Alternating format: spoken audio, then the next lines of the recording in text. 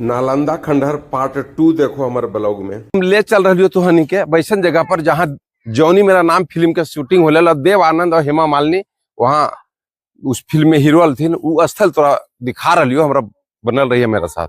यही वो जगह है जो भी बता रही हो जौनी मेरा नाम के फिल्म में। एक तरफ हेमा मालिनी एक तरफ देव आनंद दोनों अटैची यहाँ आके बदलखिन स्मगलिंग वाला फिल्म है। यही जगह है। यहाँ हजारों की संख्या में प्रतिदिन देशी और विदेशी पर्यटक घूमे ले आवथिन। ये जो स्थल है ना यहाँ भोजनालय है, भोजन के व्यवस्था बोले और चूल्हा देख लोकेशन है। पूरा दो चूल्हा जोड़ जोड़ के बनावल गए लोकरे पर खाना वाना बनोले।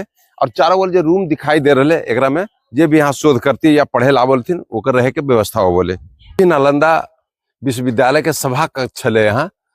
और यहाँ चारों ओर जो विद्यार्थी रहे जब देख रहे गड्ढा में जो बड़ा बड़ा पिलर है, पिलर से ऊंचा ऊंचा है। बाकी तो सुनिए ले लो 3 राजा के द्वारा ये विश्वविद्यालय के बनावल गए, लेकिन आज सिर्फ अवशेष ही बचले है।